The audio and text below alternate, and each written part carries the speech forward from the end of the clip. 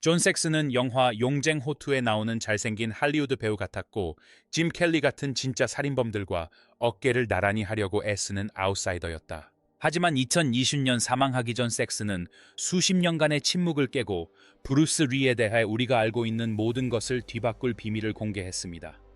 그는 단순한 관찰자가 아니었습니다. 섹스는 자신이 보고 있는 것이 무엇인지 정확히 알고 있었습니다. 카메라가 꺼진 후 그가 목격한 것은 안무가 아니었습니다. 그것은 용의 배우가 아니라는 것을 증명하는 무시무시한 날 것 그대로의 기술이었습니다. 존 섹슨이 남긴 부인할 수 없는 증거는 무엇이었을까요? 저희와 함께 진실을 밝혀보세요. 할리우드의 허세남과 인간 병기 존 섹슨. 존 섹슨이 영화에서 로퍼 역으로 캐스팅되었을 때 무협 영화계는 못마땅한 표정을 지었습니다. 무협 영화계의 정통파들은 그를 그저 또 다른 할리우드 미남 배우로만 여겼습니다. 서양 관객들이 아직 아시아인 배우들로만 구성된 캐스팅을 받아들일 준비가 되지 않았던 당시 브루클린 출신 배우를 억지로 끼워 넣은 것에 불과하다고 생각했습니다. 그들은 그를 짐 켈리나 무시무시한 밥월 같은 진짜 살인범들 옆에 서 있는 그저 들러리 같은 나약한 미국인으로 여겼다. 하지만 비평가들과 심지어 제작진조차 몰랐던 것은 존 섹슨이 이중 생활을 하고 있었다는 사실이었다. 영화 촬영장과 레드카펫에서 벗어나 그는 수년간 정통 무술 도장에서 수련하며 주먹을 갈고 닦았다. 그는 독사, 하이다타카 니시야마 밑에서 쇼토칸, 가라테를 진지하게 수련했고 유도에서도 땀과 노력으로 검은 띠를 땄다. 그런데 브루스 리는 그 거실에서 도대체 무슨 짓을 했길래 노련한 검은 띠, 유단자인 그조차 물리학에 대한 모든 지식을 의심하게 된 걸까. 섹스는 무대에서 날리는 가벼운 펀치와 치명적인 일격의 차이를 알고 있었다. 둘 다 수없이 맞아봤기 때문이다. 그래서 1973년 홍콩 촬영장에 발을 들였을 때 그는 동료 배우를 동경하는 배우의 눈으로 브루스 리를 바라보지 않았습니다. 그는 마치 뛰어난 포식자를 분석하듯 날카롭고 분석적인 시선으로 브루스 리를 관찰했습니다. 섹스는 카메라가 놓치는 것들을 포착했습니다. 브루스의 발놀림에서 나타나는 미세한 움직임, 폭발 직전의 섬뜩한 정적, 그리고 브루스의 발차기가 공기를 가르는 소리까지 말입니다. 하지만 영화 섹슨 포에버를 완전히 바꿔놓은 순간은 촬영 도중에 일어난 것이 아니었습니다. 촬영 시작 몇 주 전 브루스 리의 베어 자택에서 비공개로 진행된 녹음되지 않은 만남에서 벌어진 일이었습니다. 너무나 강렬한 경험이었기에 섹스는 그 자세한 내용을 거의 40년 동안 비밀로 간직했습니다. 두 사람의 관계는 악수로 시작된 것이 아니라 서로를 바라보는 시각에 대한 도전으로 시작된 것이었습니다. 이소룡은 가짜를 혐오하기로 유명했다. 그는 무능함을 가늠하는 눈이 있었고 무술을 춤처럼 여기는 배우들을 참지 못했다. 워너 브라더스가 섹슨을 로퍼 역으로 추천했을 때 이소룡은 처음에는 회의적이었다. 그는 스크린 속 싸움꾼을 원하는 게 아니었다. 진정성을 담아 움직일 수 있는 배우를 원했던 것이다. 사익스는 자신의 능력을 증명하기 위해 에이전트에게 의존하지 않았다.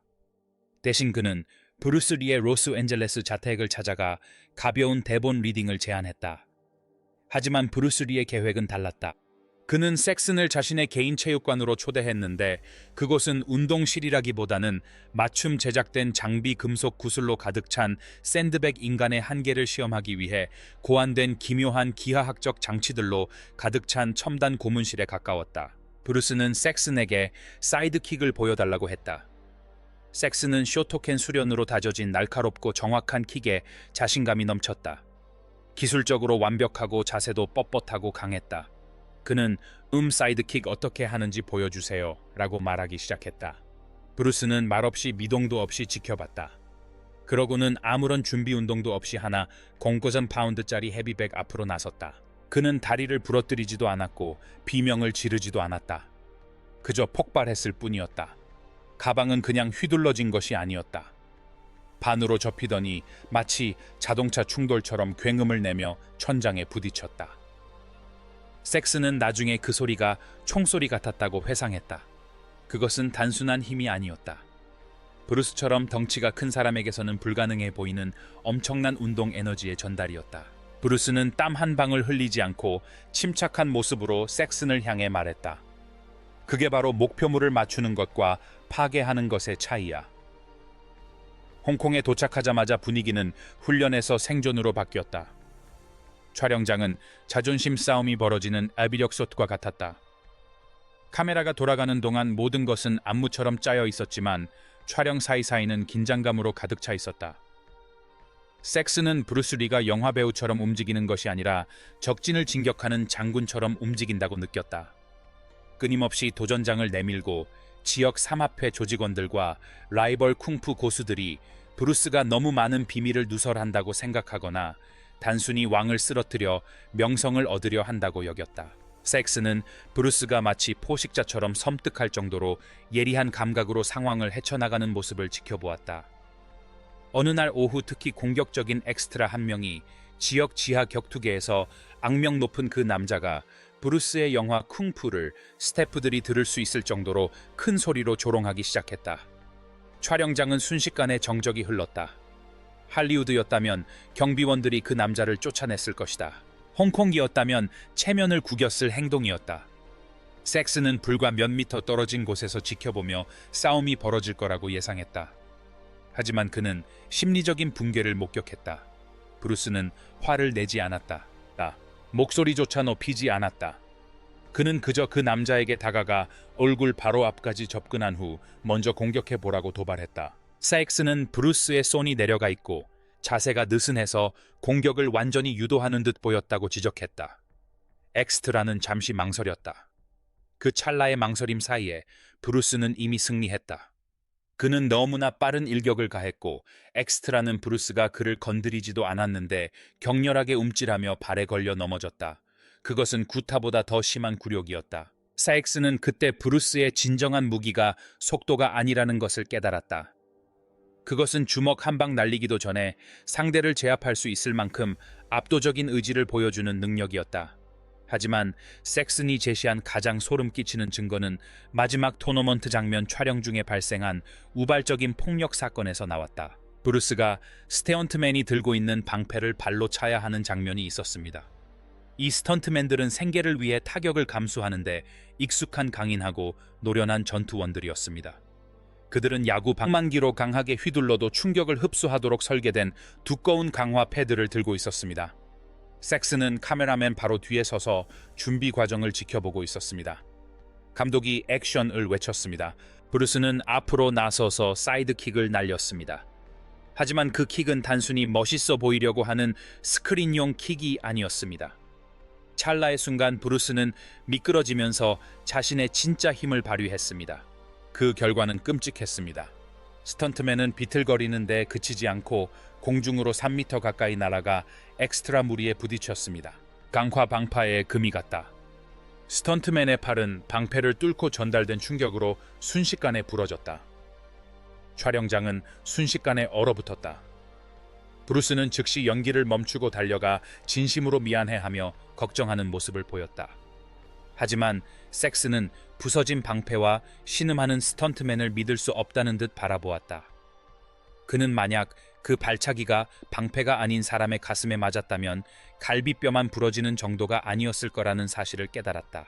심장이 멎을 뻔했을 겁니다. 몇 년 후 인터뷰에서 섹스는 이 이야기를 다시 할 때마다 고개를 저으며 텔레비전 화면으로는 브루스의 힘이 얼마나 강력했는지 절대 전달할 수 없다고 강조했습니다. 마법도 아니었고 카메라 트릭도 아니었습니다. 섹스는 검은띠 유단자였음에도 불구하고 다른 어떤 사람에게서도 그런 힘을 본 적이 없다고 인정했습니다. 세온과 초월 사이의 간극은 섹슨이 남은 생애 동안 집착했던 주제였습니다. 그는 종종 훈련 준비 사이에 조용한 순간에 브루스와 나눴던 대화에 대해 이야기하곤 했습니다. 브루스는 절권도를 하나의 스타일이 아니라 불필요한 것을 제거하는 방법이라고 설명했습니다. 전통 가라테의 엄격한 구조를 수련해온 섹스는 처음에는 이 설명을 이해하기 어려워했습니다. 그는 자세가 힘의 기초라고 주장했습니다. 브루스는 섹슨에게 스튜디오 바닥에서 10분 동안 자신을 때려보라고 제안하며 반박했습니다. 섹스는 잽, 훅, 스피닝 킥 등 자신이 가진 모든 것을 동원해 브루스를 공격하려 했지만 제대로 된 타격은 단 한 번도 성공시키지 못했습니다. 브루스는 막는 대신 공격을 가로챘습니다. 섹슨이 펀치를 날리려고 생각할 때마다 브루스는 이미 그 펀치가 만들어낼 빈 공간으로 움직이고 있었습니다. 마치 브루스가 섹슨의 마음을 읽는 듯 동작 자체보다는 그 동작의 의도에 반응하는 것 같았다. 섹슨은 그 느낌을 마치 망치로 후려칠 수 있는 유령과 싸우는 것 같았다고 묘사했다. 영화 촬영이 끝날 무렵 존 섹슨은 겸손한 결론에 도달했다. 그는 무술가였고 싸울 줄 아는 사람이었다. 그는 토네오메온트에서 우승할 수도 있었고 자기 방어도 잘했다. 하지만 브루스 리는 완전히 다른 존재였다. 브루스는 진화의 변칙적인 존재였다. 그는 일반인이 도저히 접근할 수 없는 주파수에 자신의 신경계를 맞춘 사람이었다.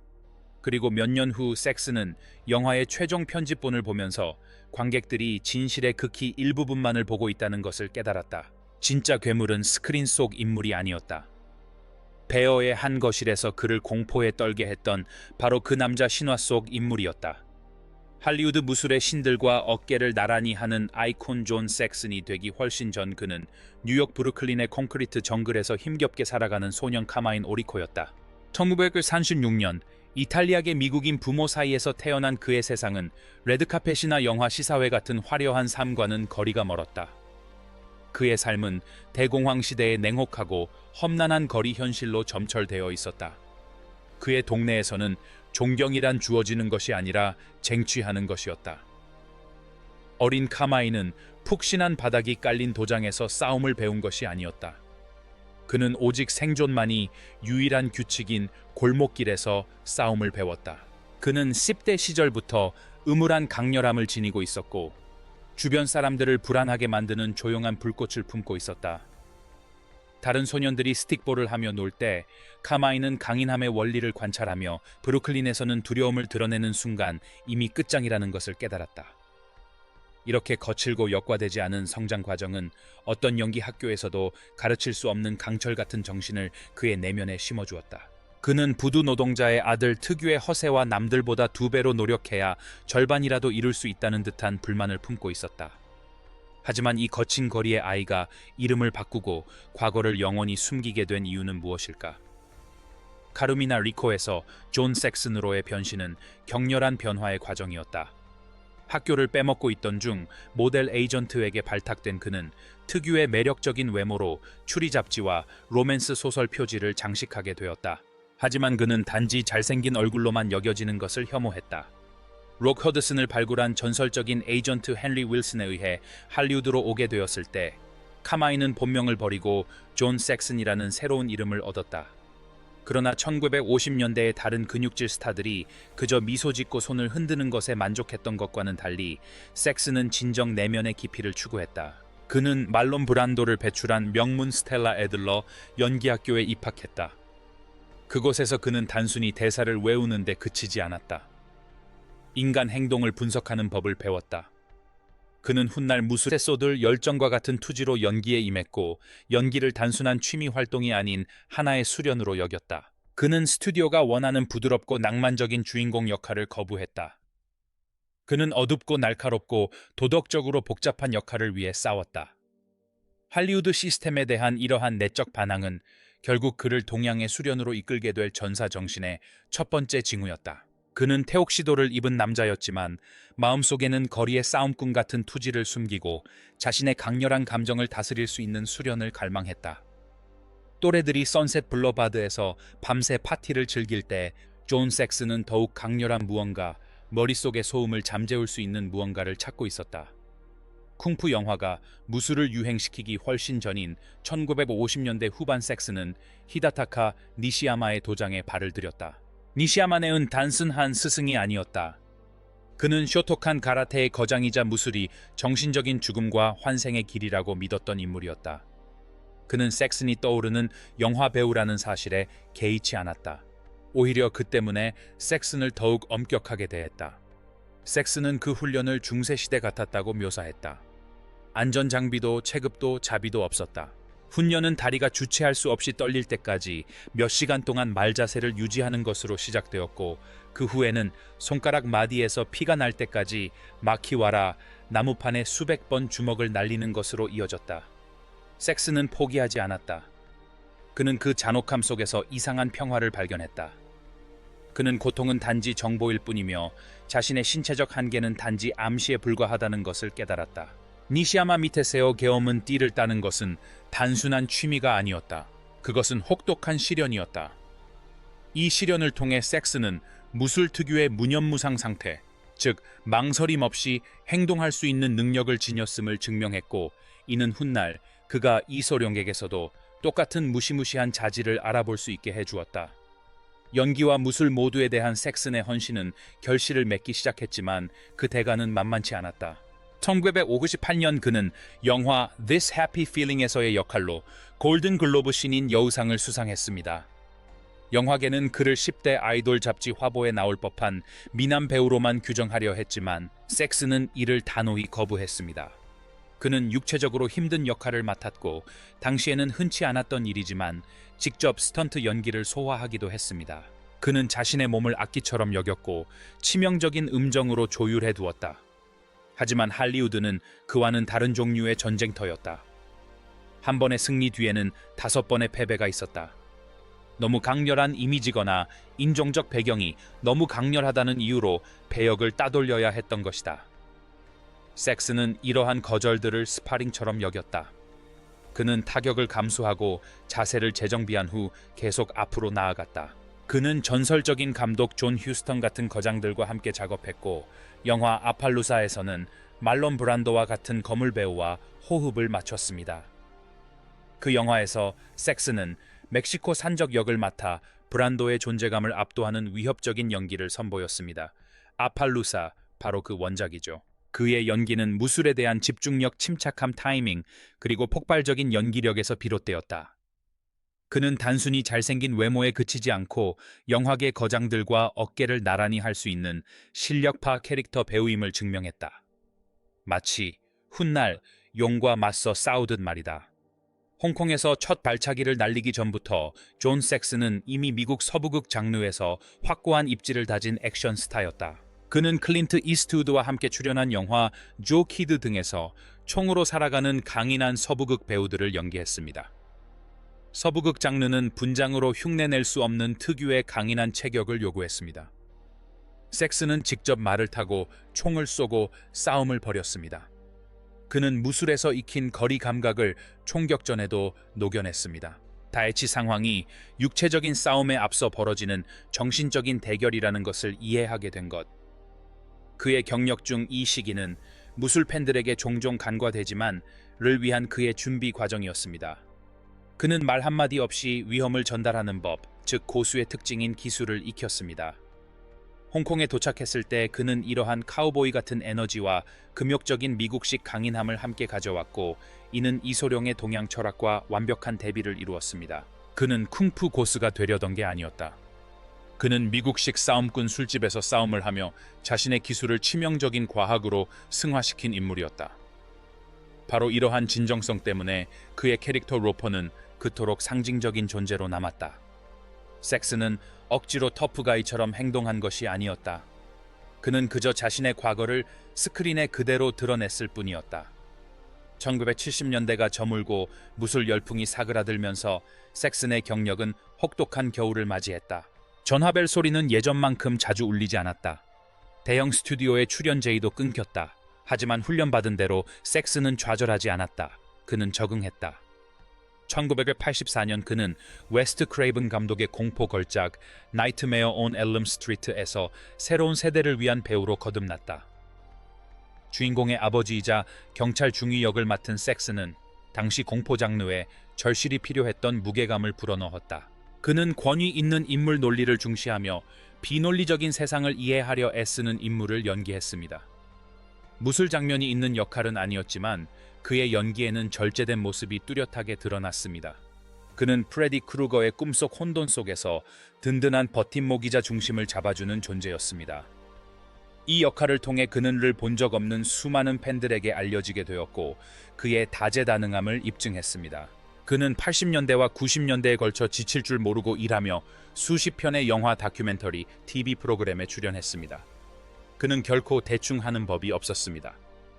저예산 이탈리아 스릴러 영화든 할리우드 블록버스터든 섹슨은 항상 철저한 준비와 프로다운 열정으로 현장에 임했습니다. 그는 모든 작품을 자신의 기량을 갈고 닦고 기술을 연마하며 규율을 지키는 도장처럼 여겼습니다. 존 섹스는 말년에 대중의 시선에서 벗어나 테네시에서 조용한 삶을 살았습니다. 그는 과묵한 사람이 되어 세상에서 서서히 사라져가는 추억들을 간직했습니다.